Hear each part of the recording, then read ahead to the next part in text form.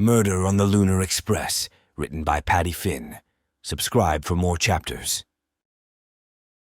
Chapter 7. Bacon, Sausage, and Egg. True to Marco's word, Kat and I were back at the cabin in time to watch Saul rise. I yanked the door free from its temporary bindings and shoved my way through the remaining tarp, making sure not to pull it free from its top nails. There was no way I was fixing the door right now. Keeping some bugs out was better than none. I looked around the unfinished space for other telltale signs of the night's mayhem.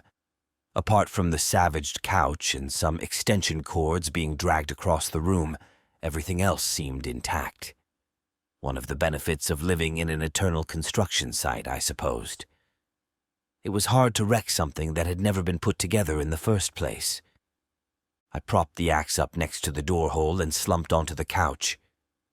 My stomach growled. I had plenty of kibble for Kat in dry storage, but had put off replenishing my own supplies yet again. I'd have to wait until the diner back in town opened. If I'd thought about it ahead of time, I'd have cadged a couple more beers from Mateo before they dropped me off. I could pay him back on the Lunar Express. That admission caught me by surprise. I had plenty of experience in squeezing them out of suspects, but much less in extracting them from myself. I was going to space. It would take something stronger than Tycho Gold to wrap my brain around that one. I shambled over to the teak drinks cabinet Hazel and I had scored at the swap meet on the other side of the mountain and came back with a bottle of rye. There was no sense in dirtying a glass. I took a slug from the bottle as I thought back to that day at the swap.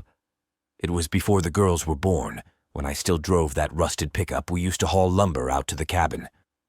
Hazel wore a pair of paint-spattered overalls she referred to as her country outfit and had her auburn locks swept up in a paisley bandana.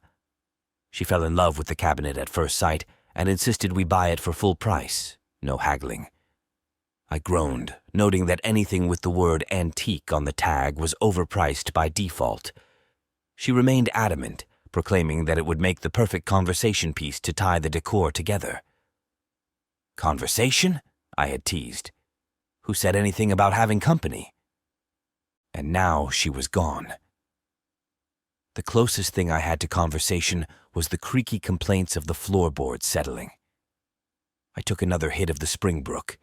Kat came over and nuzzled his head into my lap. I stroked his ears absent-mindedly. Food? I should have known.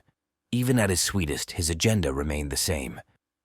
I snatched up his metal dish, one of those donut-shaped numbers that was supposed to keep him from inhaling his whole meal at once, and measured out a serving. I topped it with his pills, one for allergies, another for hip and joint health, and one that supposedly produced antibodies that kept his immune system from rejecting his voice box implant, and then doused the whole thing with water. I placed the dish on the floor next to the couch. He nudged it toward me with his nose. You. Eat. I wasn't aware he was keeping track, but it had been a while. Go ahead without me. Gabby's doesn't open till 7. Try to save some room in case someone drops a piece of bacon. It was unbelievable, the cases of Butterfingers that broke out in Kat's presence. In need of no more persuasion, he dug in. I leaned back on the couch and allowed my eyelids to collapse under their own weight. The split board in the frame moaned in protest but held fast. Sleep seemed like a tantalizing inevitability, but I still had work to do. I fished the coaster out of my pocket and tossed it onto the shabby pressboard coffee table I'd salvaged from the landfill. We've got to make up for your conversation piece somewhere, I told Hazel in response to her protests when I tried to load it into the truck bed. Or else there's no sense in making a budget to begin with. It'll certainly give our guests something else to talk about, she'd countered. I had to figure out what I was going to tell Wilder. Coming back to him hat in hand was a bitter pill to swallow, made palatable only by Denaro's promise to double my fee. As much as I hated to admit it, the cash was, in fact, important. The modern state of freelancing made it next to impossible to get bills paid. There was always someone younger, someone hungrier willing to undercut my rate. My reputation wasn't what it once was, and my implosion on the witness stand wouldn't help my prospects moving forward. If I could suck it up and book the gig, maybe I could start to drag myself out of this rut. Set my affairs straight, catch up on bills, maybe even get ahead on them for a change. No more catching Mr. Spano in the act of taping another pay or quit notice to my office door. It also didn't hurt that this was my chance to banish the specter of Frankie Denaro from looming over my life once and for all. Working for his wife was supposed to be a one-time deal, one I'd accepted in a moment of weakness. It certainly wasn't intended to serve as a stepping stone toward bigger and better things within the family. Hopefully, this would square our accounts so I could get back to hunting down criminals, not cashing their checks. Besides, it wasn't like I was actually working for Denaro. I was just looping him in on what I learned on Wilder's dime. If their interests happened to align, who was I not to profit from it? Kat's empty bowl jangled as he scooted it along the floor with his nose, eradicating the few crumbs that remained inside with tactical strikes from his tongue. I imagined him trying to do the same in zero gravity, tumbling aimlessly while snapping at the specks of food that orbited around him in every direction. It isn't like we are really going to space, I reminded myself.